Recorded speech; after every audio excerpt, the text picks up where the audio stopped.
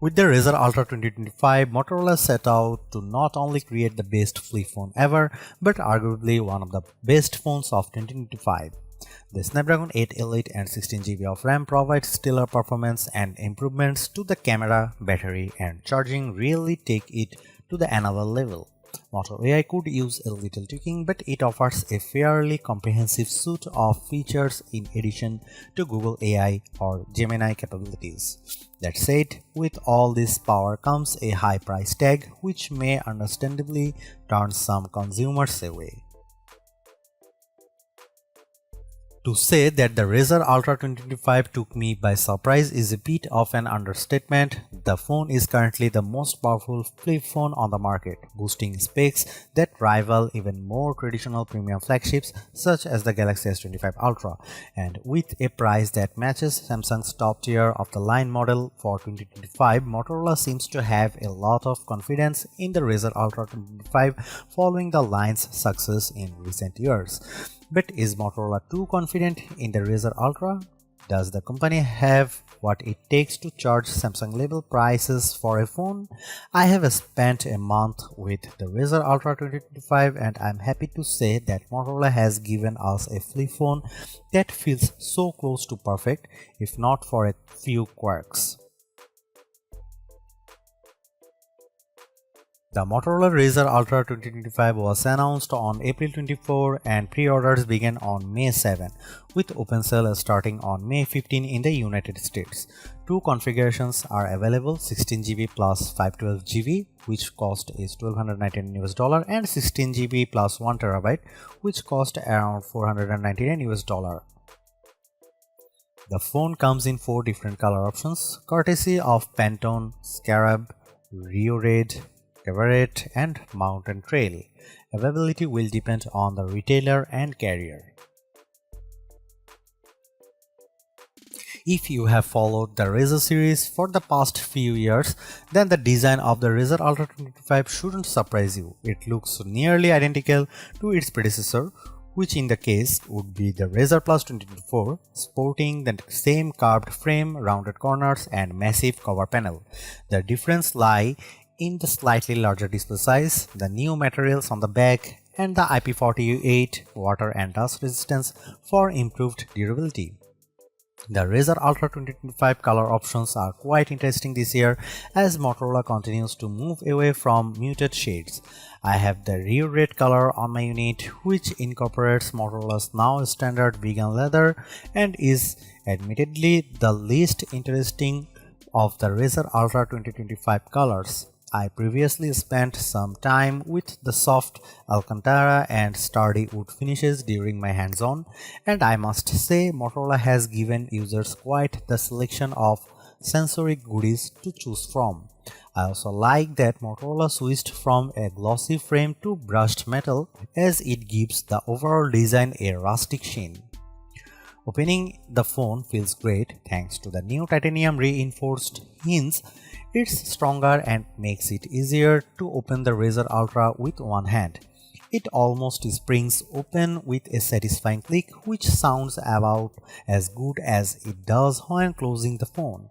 When the phone is open, you are greeted with a 7-inch OLED display that looks much punchier than previous models. This is likely a result of the Pantone collaboration, which aims to provide authentic and vivid images. The sharper Super HD resolution also makes content look crisp, while the variable 165Hz refresh rate helps make UI elements move with a sleek, buttery smoothness. Motorola offers 3 display presets for controlling color display: natural, radiant, and vivid.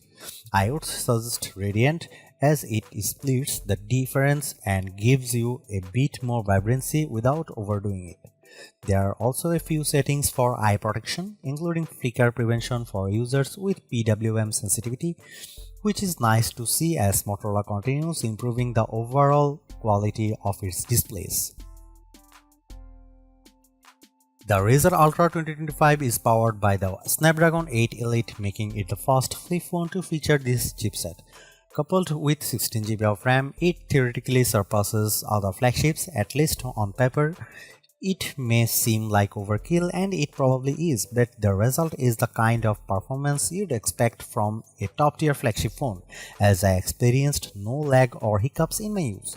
Unfortunately, the Geekbench 6 scores don't really reflect this. It scores lower than the last year's Z Flip 6 and Razr Plus 24 in single-core tests, although it performs significantly better in multi-core tests.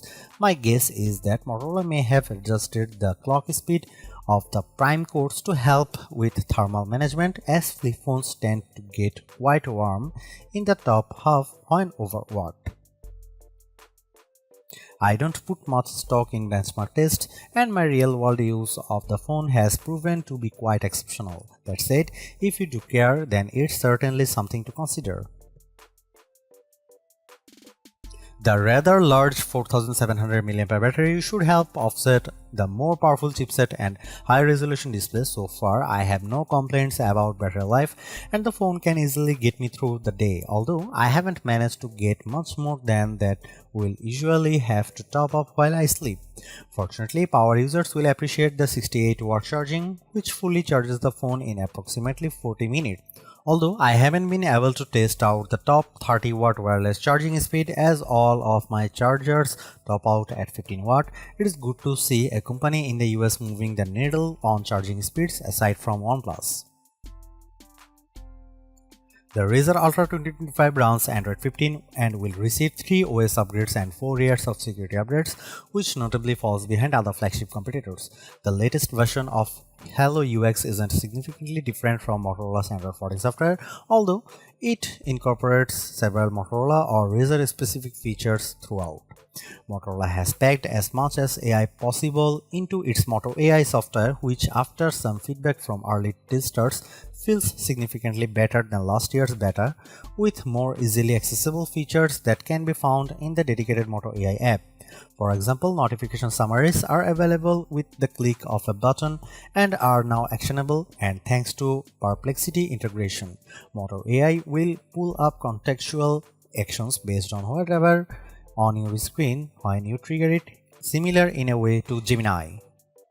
Image Studio and Playlist Studio are fun ways to utilize AI to generate images and context-based music playlists, although the latter is currently limited to Amazon Music, which I imagine won't be of much benefit to many people. The Razr still features Gemini and some Google AI features to complement Moto AI, and unlike Galaxy AI, Moto AI isn't injected into every aspect of the OS, which some may find refreshing. That said, there are several ways to trigger it, including the new dedicated AI button and double tapping the back of the phone. One of the coolest features is Look and Talk, which triggers Moto AI by simply looking at the Razr while in tent or stand mode. You can immediately start talking to it and ask follow-up questions, although you'll have to wait until it's done speaking or press the mic icon to interrupt it. It's not as seamless as Gemini Live, which allows you to interrupt and mid-sentence, and I hope Motorola will enable this feature in future updates. Aside from Look and Talk, triggering Moto AI regularly doesn't immediately let you talk to it, which feels like a missed opportunity. You have to tap the mic icon, which adds an unnecessary extra step to the process. Moto AI also isn't as fast as Gemini when answering questions, which can be a little frustrating in an age when consumers expect immediate information. The AI key is also a missed opportunity, as it feels severely limited when compared to other implementations of AI buttons. Hopefully, Motorola will allow more customization here, because it could become a very useful hardware feature. Overall, I think Motorola's overall AI execution could use some work, while we can explore topics further with the Perplexity integration. I would like to see this type of visibility extended to other AI models that consumers are likely more familiar with, such as Copilot, Meta AI, or Gemini. Fortunately, if Moto AI isn't for you, it's easy enough to ignore it and stick to using Gemini, which is my go-to-go.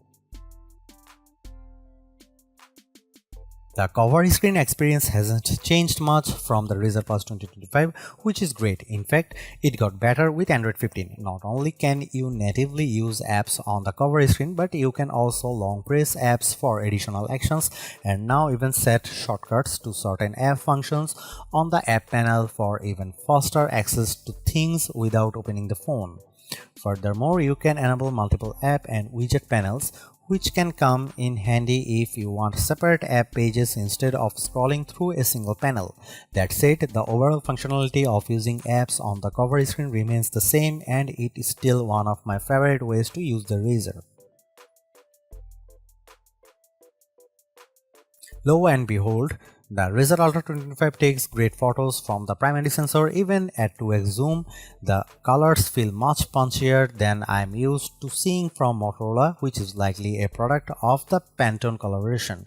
Dynamic range also feels improved during the day, with better handling of low light and nighttime images. The result is images that feel more Samsung in terms of color and saturation, while the added depth and definition remind me a bit of a Pixel. I wouldn't say image quality is anywhere near the impressive quality of the cameras on Oppo, OnePlus or Vivo phones, but so far I feel pretty confident that the Razr Ultra 25 can compete fairly comfortably among the best Android cameras. Here you can see some camera samples of Motorola Razr 2025 Ultra.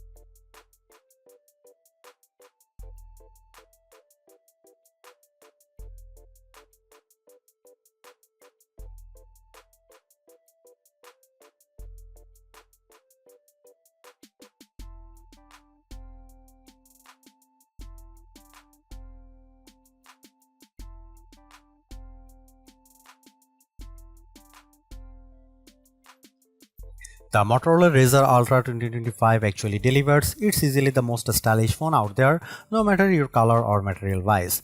It's also finally caught up to the big players with zippy performance, stellar battery life, and cameras that are no longer just an afterthought.